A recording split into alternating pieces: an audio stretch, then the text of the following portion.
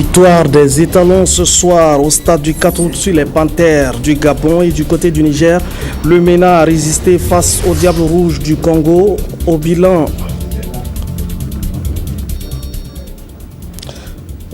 les comptes sont bons pour les étalons. Le rêve du mondial du Brésil se poursuit.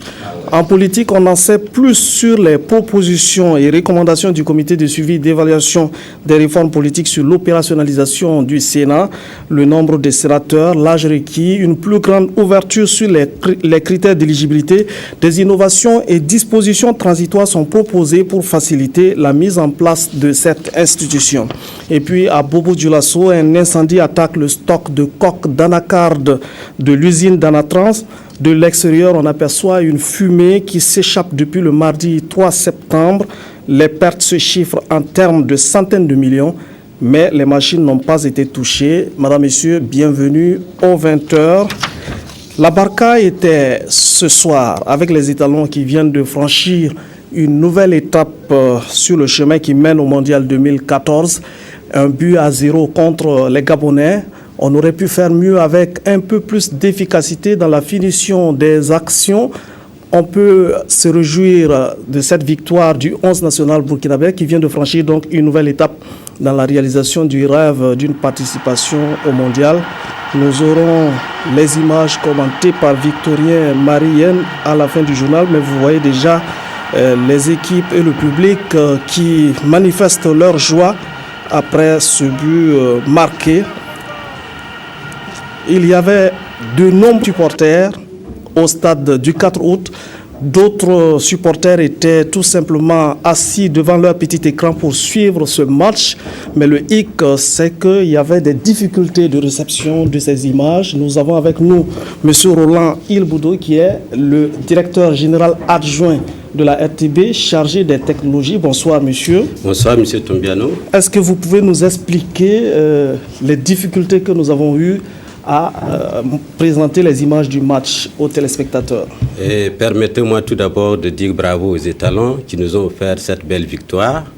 Et vous savez tous que le sport, c'est véritablement ce qui rassemble.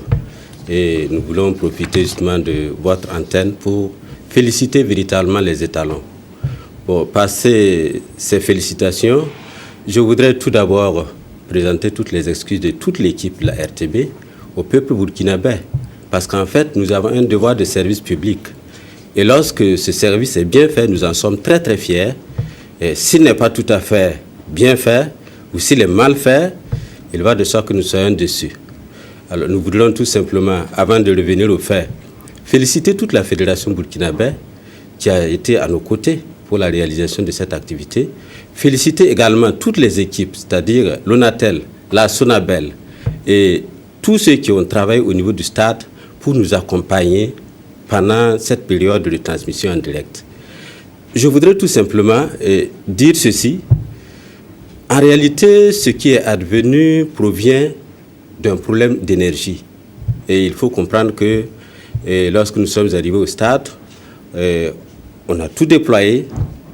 Il n'y avait aucun problème. On a fait les essais, tout était correct. Mais vous savez que c'est un jour où il y a beaucoup d'utilisateurs. Donc, quelque part, à un moment donné, il s'est introduit une interférence qui s'est introduite, en tout cas, à partir de l'énergie électrique.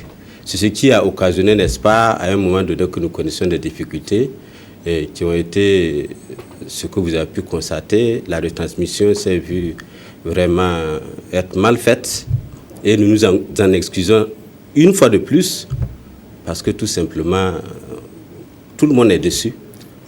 Aurait-on pu prévoir cette panne-là, ce problème d'énergie?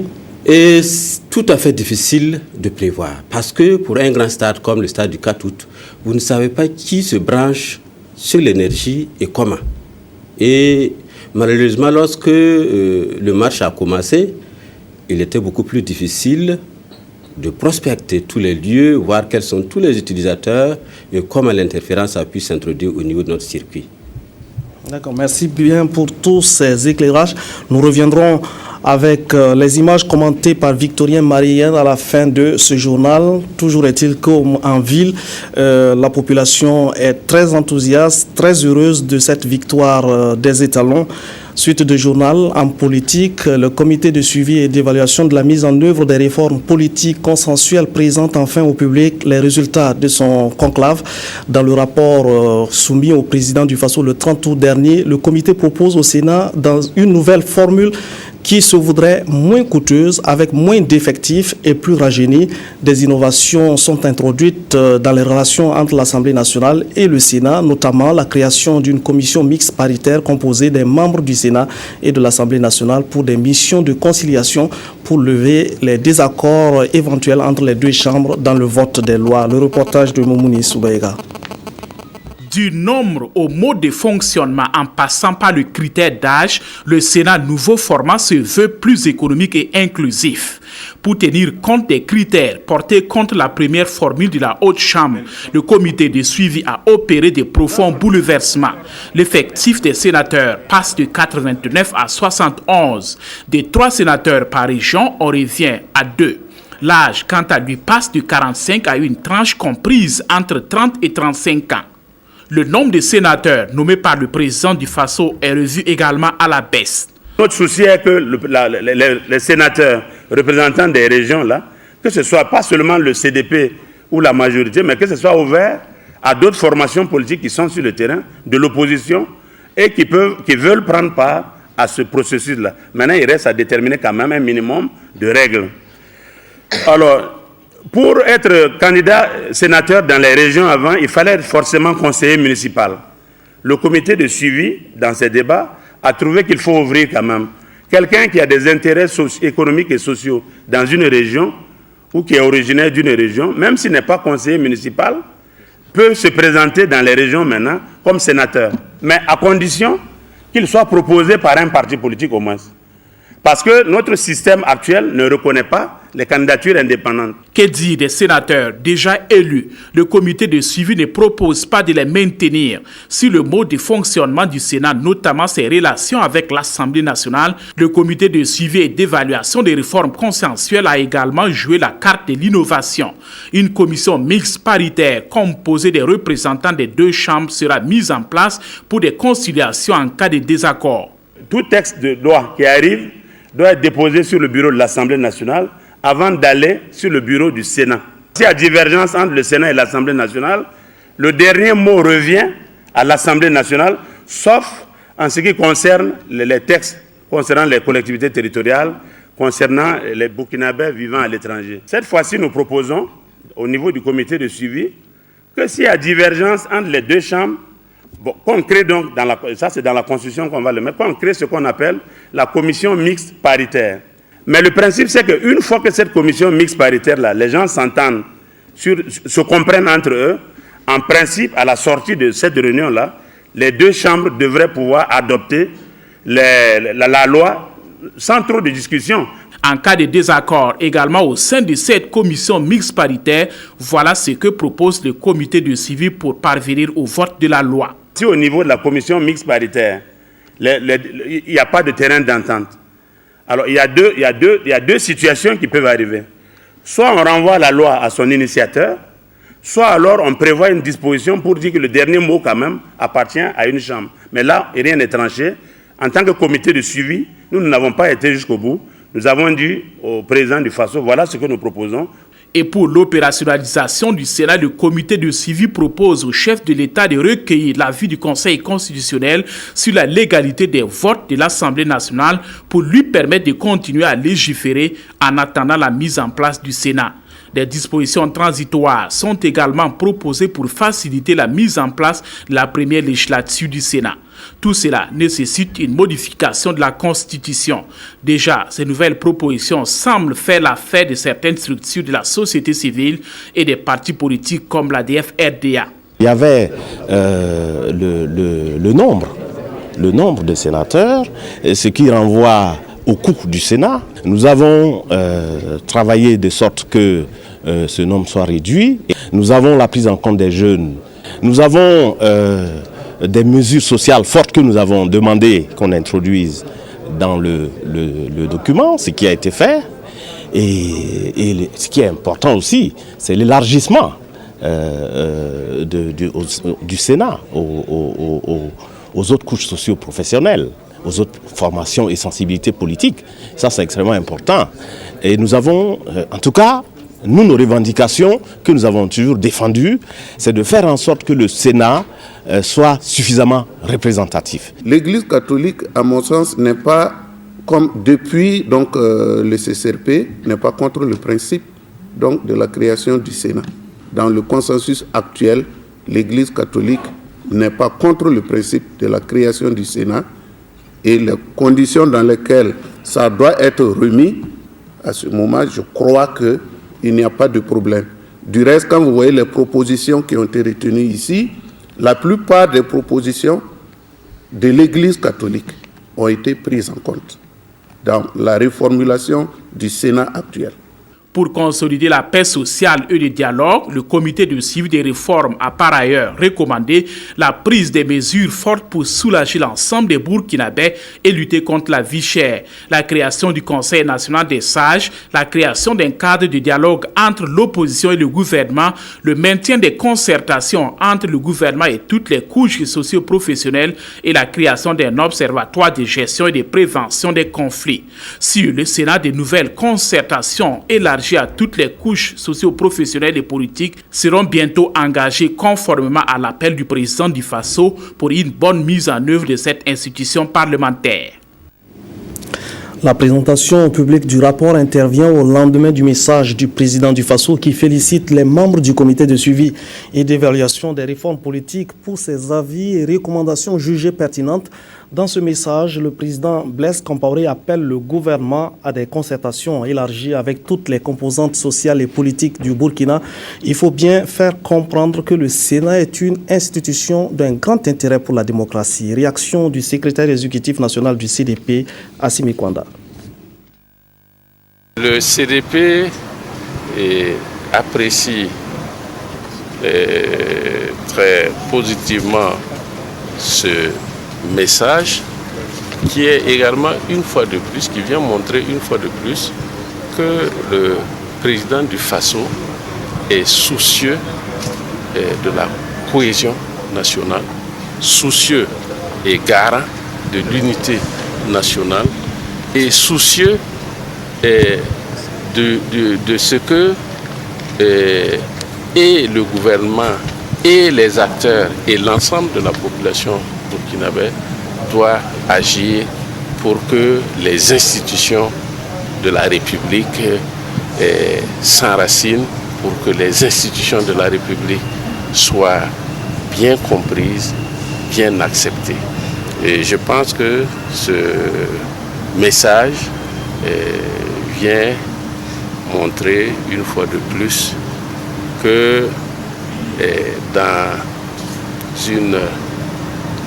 un pays comme le Burkina Faso, où le dialogue a toujours été vraiment une pratique, mais également a toujours été valorisé par le président du Faso, il nous faut continuer ce dialogue, il nous faut continuer ces concertations, il nous faut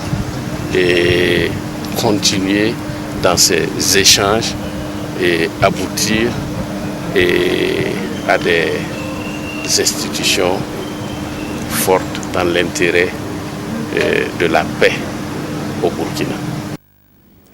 Le secrétaire exécutif national du CDP s'exprimait à l'issue de la 50e session ordinaire du bureau politique du Congrès pour la démocratie et le progrès CDP qui s'est réuni ce matin à Ouagadougou. Le parti a pu faire le bilan des activités menées depuis la 49e session. Les membres du BPN se sont également donné des idées dans la conduite des activités à venir. Cette session avait également à l'ordre du jour la préparation du prochain congrès ordinaire du CDP. Reportage Sylvestre Roda. La 50e session ordinaire du Bureau politique national du CDP a eu lieu ce 16 décembre de 9h à 12h à Ouagadougou. Tous les membres ont répondu présents autour du Bureau exécutif national. Une rencontre qui répond aux dirigeants des statuts et règlements intérieurs du parti au pouvoir. Cette 50e session avait essentiellement eu pour objet de rendre compte au Bureau politique national des activités qui ont été menées depuis la 49e session du Bureau politique national jusqu'à maintenant. Ensuite, de partager avec le Bureau politique national un certain nombre de questions, de réflexions et d'actions que nous avons soumis pour préparer la rentrée politique du parti. Les membres du bureau politique du CDP sont accordés également sur plusieurs actions à entreprendre pour consolider la paix sociale et le dialogue au pays des hommes intègres. Le CDP entend aussi s'ouvrir davantage aux autres formations politiques. Cette 50e session ordinaire n'a pas occulté la question brûlante de l'heure, le Sénat. Le CDP s'engage à participer à la mise en œuvre de nouvelles propositions consensuelles qui se dégagent du rapport circonstancié du comité de suivi et d'évaluation sur les réformes politiques. Notre rôle en tant que parti qui gère le pouvoir d'État, c'est d'amener, de contribuer à la mise en place d'institutions républicaines fortes, solides, crédibles. Nous en avons parlé et nous allons continuer de travailler dans ce sens en élargissant les discussions, les échanges, conformément, comme je vous l'ai dit, non seulement au message du président du Faso hier, mais également en s'inscrivant dans la tradition que notre parti a eue d'avoir des échanges avec les autres formations politiques. La 50e session ordinaire a permis au Bureau politique national du CDP de réaffirmer son soutien et au président du Faso et au gouvernement dans leurs différentes actions en faveur de l'émergence du Burkina Faso. À l'ODT, rien ne va plus entre le Conseil national et son président Moïse Sawadougou. Le 31 août, le parti a tenu un congrès extraordinaire à Kongoussi sans le président. Il lui est reproché de gérer le parti de façon opaque et sans respect des règlements du parti. La nouvelle direction entend réorganiser le parti à la mouvance présidentielle. Le reportage est signé de Moumouni Soubaïga.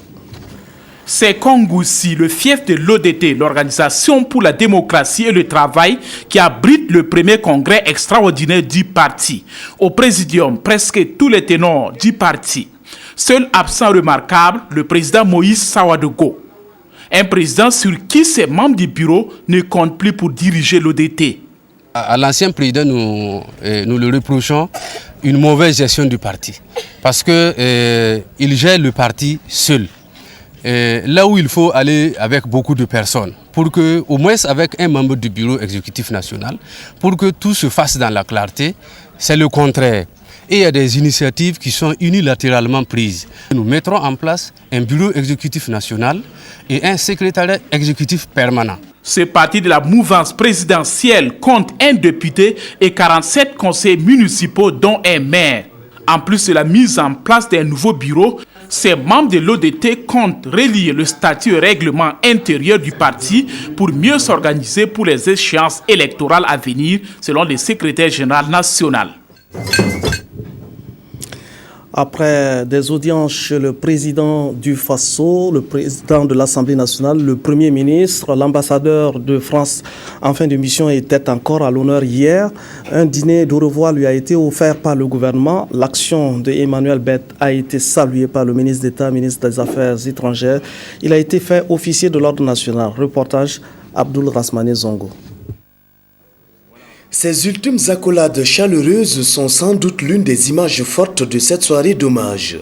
Une soirée d'adieu du diplomate français en fin de mission de 3 ans au Burkina Faso et immortalisé au début par une distinction honorifique au rang d'officier de l'ordre national burkinabé, par un souvenir matériel et immatériel et par un discours de reconnaissance.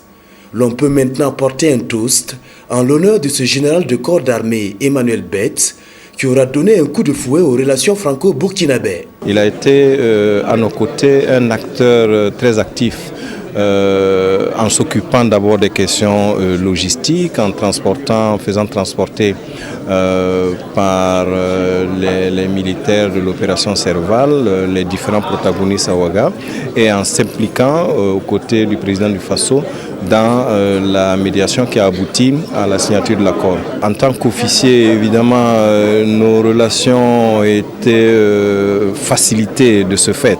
Mais au-delà de cette affinité, je crois que c'est vraiment un ambassadeur qui aura marqué de sa présence tout ce qui a été fait de grand et de positif dans notre sous-région. Un parterre d'invités, de personnalités et de sommités ont confirmé leur présence à ce dîner de revoir où l'hôte de la soirée donne son sentiment.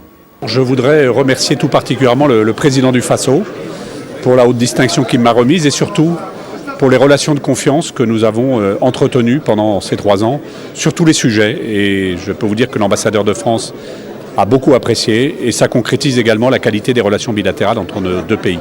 Un grand merci également au ministre d'État avec lequel nous avons entretenu des relations plus que de travail. Et je crois que c'est appréciable quand on traite de grands enjeux de diplomatie, des grands enjeux de relations internationales et des grands enjeux sur les négociations régionales. Emmanuel Bett est appelé à d'autres missions et son successeur s'appelle Jules Thibault. Le ministre des Enseignements secondaires et supérieurs poursuit la visite des chantiers des universités. Au campus de Zorna, de nouveaux bureaux sont aménagés pour les enseignants. 2 pavillons de 2500 places sont en phase d'achèvement. Les travaux de construction de 2 laboratoires pour les étudiants en sciences de la santé, en sciences de la vie et de la terre sont également bien avancés, comme nous le montrent ces images commentées par Sylvestre Da. Le campus de Zorona est la dernière étape à Ouagadougou de la tournée de supervision des travaux de construction et d'aménagement du ministère de l'enseignement secondaire et supérieur dans les cités universitaires et universités publiques. Ici, les travaux ont débuté en février dernier et l'entreprise commise à la tâche a jusqu'au 15 octobre pour livrer 2 pavillons compartimentés de 2500 places chacun, plus des toilettes. Aujourd'hui, nous sommes à peu près à 96% des travaux. Les difficultés présentement, c'est dû à la saison pluvieuse, aux intempéries. Vous voyez que nous avons des difficultés pour le terrassement. L'entreprise rassure tout de même que le délai sera respecté. J'ai instruit mes services pour que les équipements qui vont se mettre au niveau des pavillons, nous travaillons en tout cas urgemment à leur commande pour que cela vienne. Alors ensuite, vous avez pu voir que nous avons insisté sur l'urgence à ce que l'entreprise commence dès maintenant la suite du bâtiment R+2 pour les laboratoires, parce qu'il était déjà fait pour le rez-de-chaussée, mais comme on a obtenu des crédits pour continuer, nous avons instruit l'entreprise dès aujourd'hui pour que dès demain, en tout cas, il commence à les travaux au niveau de l'étage. Le ministre Moussa Ouattara et ses collaborateurs ont aussi visité les bâtiments d'odontologie en construction. Ici, seront formés des chirurgiens dentistes. Les grosses œuvres du bâtiment sont terminées, mais les travaux piétinent. Le ministre a signifié au président de l'université de Ouagadougou et à l'entreprise chargée des travaux l'attachement du gouvernement à voir les bâtiments achevés. Bâtiments pour lesquels des équipements seraient déjà commandés. Le ministre et sa suite ont achevé leur supervision par la visite des 240 bureaux pour les enseignants. Il faut rappeler que c'est la cité universitaire précédemment des étudiants. Donc ça a été transformé grosso modo. Il faut considérer que 2 chambres, chaque fois qu'il y avait 2 chambres, il y a un des murs qui a dû disparaître pour faire effectivement un bureau. Nous avons vu que c'est vraiment fin prêt. Le gouvernement a donné de l'argent pour que nous commandons les bureaux que les enseignants vont utiliser. Notre ambition, c'est que d'ici fin octobre, nous puissions livrer en fait ces bureaux aux enseignants. Il est aussi prévu ici à l'université de Ouagadougou la construction d'autres laboratoires, de même que des bâtiments pour les écoles doctorales en création. L'ensemble de ces travaux sont financés à partir d'une enveloppe budgétaire de 14 milliards de francs CFA donnée par le gouvernement à l'enseignement supérieur au profit des universités publiques du Burkina. Une semaine, jour pour jour, après la visite des députés sur le chantier de construction et de bitumage de la Nationale 14, l'entreprise Ebomaf a tenté de répondre aux critiques des parlementaires. Elle a initié une sortie sur le tronçon Koudougou-Dédougou dans le but de montrer les initiatives prises par l'entreprise pour préserver l'environnement et attirer et offrir une infrastructure digne de ce nom aux usagers de la route. Reportage signé de Godefroy Bazi. Un remblai de 2 mètres de haut à l'entrée de Goundi, une chaussée protégée à Koukouldi, 2000 mètres de caniveau à Tenado et un pont de 80 mètres sur le Moun, l'entreprise Ebomaf est satisfaite des travaux réalisés sur la Nationale 14 et a convié la presse à constater ses réalisations. À ce jour, nous sommes à 89%. les travaux de terrassement. Et nous avons un avancement linéaire de la chaussée qui est de 87%. Donc en termes concrets, il nous reste environ 12 km à bitumer. Et ces 12 km ne tiennent pas compte des couches de chaussée que nous avons déjà mises en place. Les travaux d'aménagement et de bitumage de la route Koudougou-Dédougou qui restent encore à effectuer concernent une dizaine de kilomètres et se concentrent surtout à Ténado où 1,3 km reste à achever. De manière générale, EBOMAF estime avoir rempli les prescriptions inscrites dans les cahiers de charges concernant l'épaisseur du bitume, les virages et la préservation de l'environnement. Une fois de plus, à la presse, j'ai dit que la route de Dédougou est un enduit superficiel. Il n'est pas défini. Un enduit superficiel, ce n'est pas une couche d'enrobé où on demande de mettre 15 cm, 10 cm d'asphalte comme les propos que j'ai entendus à la télé. Ici, il s'agit d'un enduit superficiel. Et l'enduit superficiel, généralement, ça varie entre 1,5, 2 à 3 cm de largeur, si vous voulez qu'on appelle ça comme ça. Et ce que nous avons fait est conforme aux normes exigées et à la facture réglée par les fournisseurs. Et lorsque les virages ont une certaine longueur, ils n'ont aucun effet nocif sur la circulation. Alors, tout ce qui a été réalisé comme virage sur Koudougou-Dédougou répond aux normes nationales et internationales. Nous avons 1300 arbres à planter entre Koudougou et Dédougou. Et les 1300 arbres sont donc entretenus dans une pépinière à la sortie de Koudougou. Et en attendant donc de finir certains gros travaux et de les planter. Des difficultés liées à la disponibilité de l'eau pour les travaux de construction et de certains matériaux de base ont considérablement freiné l'avancée du chantier. Malgré tout, EBOMAF devrait offrir dans quelques mois une route toute neuve aux milliers de transporteurs et voyageurs empruntant cette importante voie de désenclavement. Les acteurs de la décentralisation tentent d'harmoniser les actions des collectivités territoriales pour une meilleure qualité de leurs services. À Koudougou, ils ont validé pour ce faire le plan d'action opérationnel de la stratégie nationale de renforcement des capacités des collectivités territoriales. Reportage signé Éléonore Yerbanga. Depuis Koudougou, le ministre Toussaint Abel Coulibaly et ses collaborateurs veulent relever le défi d'un service de qualité des collectivités territoriales. Avec cet atelier de validation du plan d'action triennal de la stratégie nationale de renforcement des capacités des acteurs de la décentralisation, le ministère devrait disposer d'un document de référence avec 3 principaux axes. Le renforcement des capacités des acteurs, la qualification professionnelle des agents à travers voyages et échanges d'expériences et la dotation de moyens de travail aux collectivités. L'axe 1, par exemple, est l'appropriation sociale. Quel est l'outil que nous utilisons pour mettre en œuvre cet axe qui est l'appropriation sociale? Et c'est dans le plan opérationnel qu'on retrouve les instruments indispensables à la mise en œuvre des différents axes contenus dans la stratégie de mise en œuvre de la décentralisation. 18 milliards de francs CFA sont sollicités pour la mise en œuvre de ce plan d'action qui prévoit dans son premier axe la formation de 1000 agents au profit des collectivités territoriales. Nous projetons avec d'autres ministères, notamment le ministère des Finances, d'organiser une table ronde des bailleurs de fonds pour nous assurer que le plan a un financement et que nous n'allons pas commencer à le mettre en œuvre et qu'à mi-chemin, nous allons manquer de ressources financières pour l'amener jusqu'au bout. Parce qu'il est indispensable pour la réussite de la décentralisation.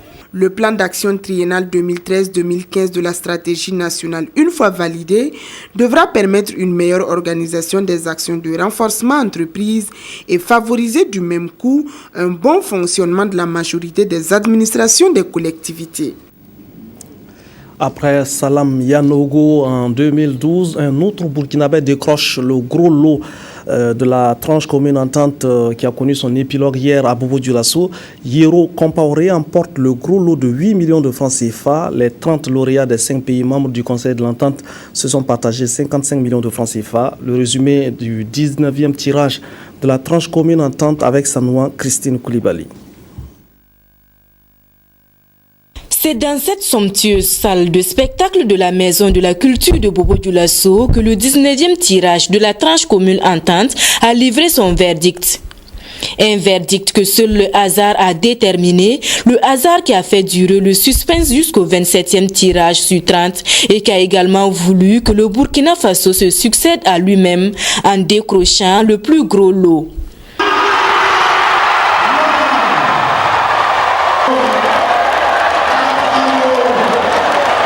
Je suis très heureux. C'est mon frère qui a gagné. Mais c'est comme si c'était moi. L'argent reçu va donner un coup de pouce à nos activités agricoles. Le deuxième plus gros lot d'une valeur de 5 millions de francs CFA est revenu au Bénin, puis le troisième une fois de plus au pays organisateur pour qui ce 19e tirage aurait tenu toutes ses promesses. Après donc cette cérémonie et après que encore un Burkinabé ait enlevé donc le gros lot, c'est vraiment avec beaucoup de joie. Vous savez, c'est un jeu de chance. Comme on l'a dit, c'est ici et devant tout le monde que chacun a connu son gain. Donc je suis contente que tout se soit bien passé. Au-delà des gains aux heureux gagnants et des bénéfices aux différentes nations du Conseil de l'Entente, c'est l'intégration sous-régionale qui gagne. Le Conseil de l'Entente est la plus vieille organisation donc, de la sous-région, parce que créée en 1959, précisément le 29 mai 1959. Donc les loteries nationales étant un bel outil d'intégration, nous les accompagnons parce que justement donc, c'est notre credo, l'intégration. Le 18e tirage, j'y étais déjà. Le 19e cette année au Burkina, c'est très bien organisé et nous osons espérer que justement donc, ça se poursuivra davantage. 55 millions de francs CFA au total ont été distribués aux 30 lauréats au cours de cette soirée qui met fin aux différentes activités entrant dans le cadre du 19e tirage de la tranche commune entente. Rendez-vous a été donné aux plus chanceux pour le 20e tirage prévu au Togo. Pour bien lutter contre la contrefaçon, il faut bien connaître les règles qui régissent la propriété intellectuelle. La Direction générale de la propriété industrielle, à l'invite de l'École nationale des sous-officiers de gendarmerie, s'est prêtée à une explication de texte pour éclairer les élèves sous-officiers de gendarmerie de Bobo-Dioulasso, Amadou Lougué et Christine Sanouan Koulibaly. Ces élèves sous-officiers de gendarmerie sont aujourd'hui à l'école de la propriété industrielle et la contrefaçon. Une formation qui vise à outiller ces stagiaires afin qu'ils contribuent à lutter efficacement contre toute forme de piraterie une fois sur le terrain. La contrefaçon, au Burkina Faso d'abord, de façon globale, elle existe dans bien des domaines, dans le domaine des engins à 2 roues, dans le domaine des appareils de téléphonie mobile, dans le domaine des produits alimentaires, dans le domaine, j'allais dire, comment on appelle, des pièces de rechange. Donc, c'est un phénomène qui est international. Organisé par la Direction générale de la propriété industrielle en collaboration avec l'École nationale des sous-officiers de gendarmerie, cet atelier a pour thème propriété industrielle et contrefaçon. Il doit également permettre à ces élèves gendarmes d'approfondir leurs connaissances sur les textes réglementant le secteur de la propriété industrielle et la contrefaçon au Burkina Faso. Cette formation entre dans une série de conférences qu'on a prévu pour mieux outiller les élèves sous-officiers sur des questions spécifiques avant leur emploi sur le terrain, parce que dans quelques semaines, cette 39e promotion sera sur le terrain. L'un des droits aujourd'hui qui est le plus quand même touché, c'est les droits quand même liés à la propriété donc, intellectuelle. C'est pas si vous imaginez un créateur, un innovateur ou un inventeur qui a aujourd'hui peur de crier, d'innover parce que simplement il se dit ce qu'il va crier demain va se retrouver, c'est-à-dire sur le marché, mais pas en tant que produit normal, mais en tant que produit de la contrefaçon. Toute contrefaçon ou violation de la propriété industrielle est punie au Burkina Faso par la loi. Cette sanction peut aller d'une simple amende à la prison. Les Bobolais ne cessent de se poser des questions sur ce qui se passe à l'usine Anatrans, une unité de transformation d'anacarde. Depuis le mardi 3 mars, une fumée monte de l'usine et alimente les rumeurs les plus folles sur la situation de l'usine. D'aucuns disent que l'usine serait partie totalement en fumée, d'autres avancent même que la maison aurait mis la clé sous le paillasson. Pour en avoir le cœur net, nos reporters se sont rendus sur les lieux. Karim Sissé. Cela fait maintenant 5 jours que ces soldats de feu essaient de dompter cet incendie qui consume petit à petit les coques de noix d'acajou dans cette usine. Un sinistre qui aurait été accidentellement déclenché. C'est juste parce que c'est les coques, les déchets que nous avons entassés qui a été attaqué par un feu maladroitement, disons accidentellement. Et c'est ce qui, avec les intempéries climatiques, le vent a soufflé et donc ça a pris plus de la moitié de ces stocks-là. De l'avis du premier responsable de cette structure, les pertes dues à cet incendie se chiffrent en termes de centaines de millions de nos francs. Les coques de cajou ont une certaine valeur. Il y a l'extraction d'abord du CNSL. Ensuite, il y a l'extraction d'un biodiesel à partir donc de ce CNSL, la matière, le baume qui est contenu dans les coques. Ensuite, il y a aussi les briquettes qui peuvent être consommées dans les feux des foyers de cuisine ou bien des autres unités industrielles qui utilisent des chaudières, etc. Donc c'est un stock qui a beaucoup de valeur. Nous estimons peut-être à 200-300 millions de ce qui a été consommé. Des rumeurs en ville auraient laissé entendre que tout serait paralysé dans cette usine. Pourtant, de visu, tout fonctionne comme si rien ne s'est passé. Des ouvriers nous ont confié que depuis le début de l'incident, il n'y a eu aucune perturbation et chacun vaque normalement à sa tâche. On travaille normalement, toutes les femmes viennent, vous-même vous constatez. Bon, le fait en tout cas c'est derrière, ça ne nous atteint pas, ça ne nous dérange pas de travailler. Pour le moment, il n'y a pas eu de problème à notre niveau. Voilà. On est là, on travaille. Avant, il y a une vieille même qui m'a dit que non. Lorsqu'elle a vu la fumée, elle a eu peur. Elle croyait que c'était l'incendie. Mais quand elle est sortie constater, tout le monde travaille tranquillement. Elle est rentrée encore pour faire son travail et le travail a continué. En ville, la population craint un risque de toxicité. Mais le directeur général de Anatrans rassure. La fumée, elle n'est pas aussi nocive que les gens le pensent. Elle est opaque, c'est vrai, mais elle n'est pas nocive. Vous avez dû remarquer que depuis l'incendie jusqu'à aujourd'hui, on n'a jamais arrêté de travailler ici. Vous-même qui étiez des visiteurs, une équipe de reportage, vous n'avez pas eu besoin de cache-nez pour faire le tour. Vous n'avez pas frotté vos yeux, etc., etc. Mais une fumée reste une fumée parce qu'elle contient du CO2, le dioxyde de carbone, qui est quand même toxique pour l'être humain. Lorsque nous quittions les lieux, les sapeurs-pompiers étaient toujours à l'œuvre. Et le souhait des responsables de Anatrans est que ces soldats de feu arrivent à maîtriser ce feu le plus vite possible. La gestion d'une mutuelle, la Mutra RTB, était à l'écoute de la théorie des meilleures pratiques mutualistes. Les sections RTB du Haut-Bassin et du Sud-Ouest étaient présentes aux côtés des sections de Ouagadougou et repartent bien outillées pour animer avec efficacité la vie de la mutuelle. Le reportage de Yolande Lompo. Comment animer et gérer une mutuelle? Pour trouver des réponses à cette interrogation, le Bureau national de la mutuelle des travailleurs de la RTB a initié une session de formation afin de permettre à l'équipe dirigeante d'être mieux outillée. Le Fonds d'appui à la formation professionnelle et à l'apprentissage finance la présente rencontre à laquelle les membres des sections RTB de Haut-Bassin et du Sud-Ouest ont été conviés. Pour la présidente et la trentaine des participants, ces 5 jours d'école ont permis de comprendre comment ils doivent s'y prendre afin d'amener les travailleurs à adhérer à la Mutra. Aujourd'hui, franchement, nous pouvons dire que nous sommes mieux nantis pour diriger vraiment, on ne dirait pas parfaitement, mais en tout cas de façon consensuelle ou bien acceptable une section de la mutuelle. Et nous avons appris vraiment comment mobiliser des membres, comment mobiliser des ressources, comment mobiliser des partenaires autour d'un certain nombre de projets ou bien d'un certain nombre d'activités pour le bien-être des mutualistes au niveau de notre section. Il est ressorti qu'on ne mobilisait personne que sur la base de ses intérêts.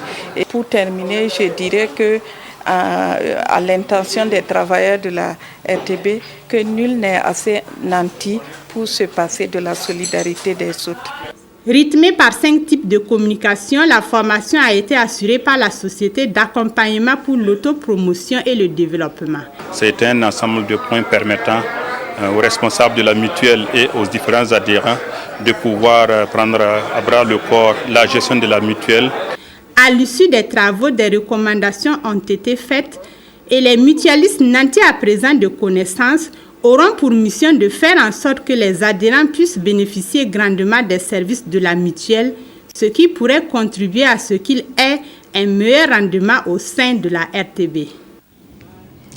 Le Conseil régional de la jeunesse, avec le soutien de la Direction régionale de la jeunesse, de la formation professionnelle et de l'emploi, a initié pour la 2e fois la Nuit de la jeunesse. C'est une nuit culturelle au cours de laquelle les jeunes ont manifesté leur reconnaissance aux acteurs qui accompagnent leurs actions. Amadou Marcel Tou et Nathalie Sawadogo. Ce sont des jeunes, des chefs coutumiers, des autorités politiques de la région du centre qui étaient à cette nuit culturelle. Une nuit qui entend permettre à la jeunesse de réfléchir elle-même sur son propre devenir et de définir de manière concertée les meilleures stratégies de son implication dans le développement national. Et on a travaillé à ce que, dans chaque arrondissement, on puisse récompenser des personnes ou des structures qui travaillent en faveur de la jeunesse. Et cette nuit-là, c'était pour dire merci à ces personnes-là, les encourager et les demander à ne pas abandonner et à toujours travailler en faveur de la jeunesse. À cette soirée, le Conseil régional de la jeunesse du centre a remis des attestations à des associations et des trophées à des personnalités qui se sont distinguées pour leurs actions en faveur des jeunes. Une rencontre ce soir avec ceux du cardio, notamment les jeunes du cardio, pour moi, ne peut nous laisser indifférents. Je profite donc de cette occasion pour encore inviter les jeunes aussi à accepter le dialogue. Parce que sans dialogue, on ne peut pas concevoir. Sans dialogue, nous ne pouvons pas négocier, nous ne pouvons pas nous asseoir pour connaître exactement quels sont les mobiles qui les poussent donc à mener certaines actions. Je crois qu'avec ce prix, c'est une invite au nom de la jeunesse du centre, en tout cas de mieux travailler, de prendre en compte toujours l'engagement et de mieux faire pour le compte en tout cas de la jeunesse de la région du centre. Cette nuit culturelle est à sa 2e édition et elle a pour but d'informer et de former la jeunesse dans le divertissement et la bonne humeur. Adama Rwamba est en tournage depuis le 25 août dernier du côté de Ouaga 2000. Il réalise une série de 50 épisodes qui traitent des problèmes de famille. Le titre de la série, Du jour au lendemain, Nathalie Sawadgo Nabaloum. La voiture de votre fille est dans le garage. Et qui t'a sonné toi? Reviens ici. Tu t'appelles Robert? Non, patron. Mais tu es le frère à Pamela? Non. C'est quelle intrusion dans la vie privée des gens? C'est un avant-goût de la série Du jour au lendemain du réalisateur Adama Rwamba. Une série de 50 épisodes qui traite des problèmes sociaux, notamment des problèmes de famille. C'est une histoire en fait d'un couple qui est propriétaire et puis beaucoup plus aisé en fait d'un groupe BTP dont la fille tombe amoureuse en fait d'un jeune garçon et bon le père en fait s'entremêle, la mère s'entremêle, mais un secret en fait qui lie une connaissance en fait de ce jeune homme avec le père et là le jeune homme découvre en fait le secret et donc c'est le père et ces jeunes hommes en fait qui sont au courant de ça. Et le père est obligé en fait pour ne pas que le secret en fait éclate, de marier sa fille en fait à ce jeune homme. Sur le plateau du tournage, les comédiens burkinabés de renom comme Chocho, Léla Tal vont côtoyer certains comédiens de la Côte d'Ivoire comme Boïri et Ange, acteurs dans la série Ma famille de Akissi Delta. Je joue la femme de M. Terré, qui est un gars assez puissant, et la dame aussi, c'est une dame de fer. C'est un entrepreneur, un homme d'affaires qui est vraiment porté sur l'argent et sur le matériel, pour qui même la vie humaine n'a pas autant de valeur que ce qu'il accorde au matériel. Il est pratiquement associé dans la mise en place et la gestion d'une entreprise BTP avec son épouse, et il ne recule devant aucun sacrifice pour faire prospérer son entreprise. C'est aussi une intégration sous-régionale qui s'exprime à travers cette série. Ça fait peut-être 2 ans que j'expérimente en fait cette manière de travailler. C'est de faire venir des comédiens, soit de la Côte d'Ivoire ou d'autres pays, ou même des techniciens en fait. Et là, cette fois-ci, c'est avec Boeri Michel en fait, qui est là depuis 2 ou 3 semaines. Et je vous dis, ça se passe très bien, l'intégration se passe très bien, le tournage se passe très très bien. Le tournage de la série du jour au lendemain a débuté le 25 août dernier. Le réalisateur promet que les premiers épisodes seront disponibles d'ici la fin du mois de septembre 2013. La RTB Télévision, toujours au cœur des grands événements, aura la primeur mondiale de diffusion de la série. Foi de Adama Rwamba. Nous revenons sur cette information majeure de ce journal. Les étalons, auteurs encore une fois d'un exploit cet après-midi en se qualifiant en somme toute pour le tour suivant des éliminatoires de la Coupe du monde de football. Ils ont assuré l'essentiel dans le match contre les Panthères du Gabon en l'emportant par 1-0, tandis qu'à Niamey, le MENA du Niger et les Diables Rouges du Congo ont fait match nul de 2-2. Il n'y avait pas meilleur scénario pour attribuer le ticket du tour suivant aux étalons du Burkina. Le commentaire de Victorien Marienne. Mission accomplie pour les étalons qui se qualifient pour le dernier tour qualificatif de la Coupe du monde de football de 2014 au Brésil. L'équation avait plusieurs inconnus car il fallait battre les Panthères du Gabon et compter sur le MENA du Niger pour désillusionner les Diables Rouges du Congo, les leaders du groupe. Et en pareille situation, ce n'est jamais dû donner. Face aux Panthères du Gabon, les étalons ont été d'attaque d'entrée de jeu. Un scénario idéal, mais stérile au regard des occasions mal négociées par précipitation par les attaquants du jour.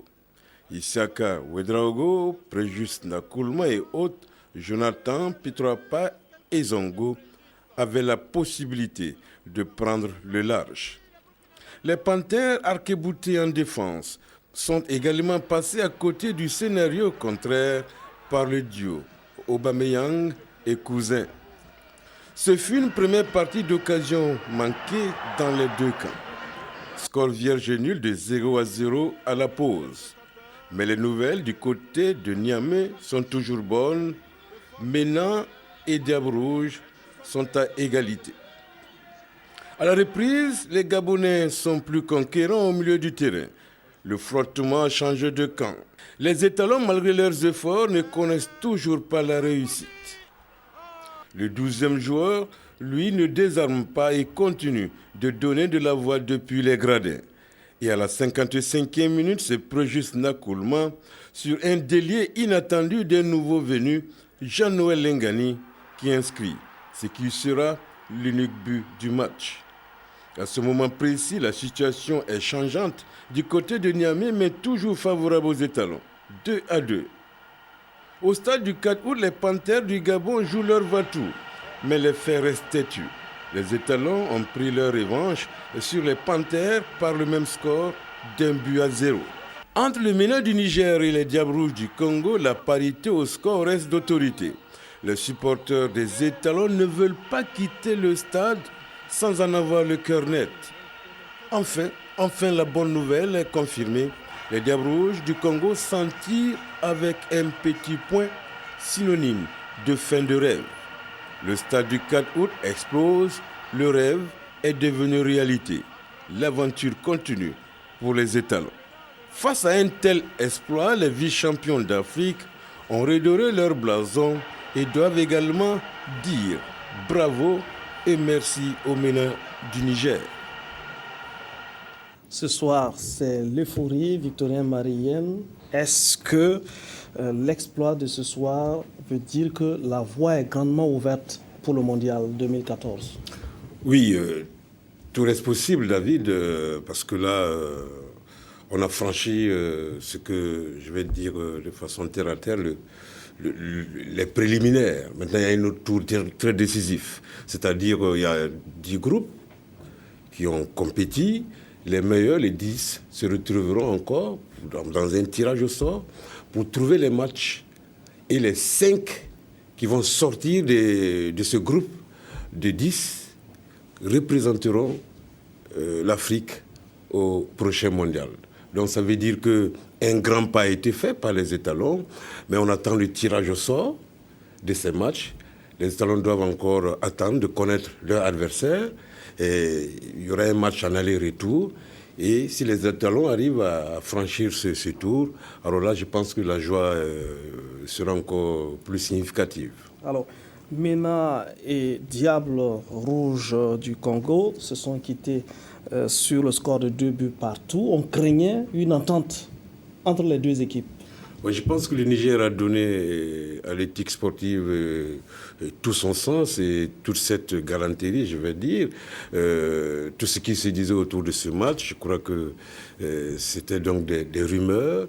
Et en pareille circonstance, chacun raconte ce qu'il pense, mais je pense que le résultat est là. 2 buts partout, ça veut dire que le MENA a joué. Le MENA a défendu son image, son honneur, et je crois que c'est ça qui fait la beauté du sport. Donc, comme je l'ai dit, on ne peut que faire chapeau bas au MENA, qui a prouvé que défendre les couleurs nationales, il n'y a pas de négociation. Bravo aux étalons et bonne suite. Tout à l'heure, à l'issue de ce journal, la télévision du Burkina vous propose la rediffusion donc de ce match qui s'est joué cet après-midi pour que vous puissiez voir avec des images beaucoup plus claires les grands moments de ce match. C'est la fin de cette édition. Merci de nous avoir suivis. Excellent week-end à tous.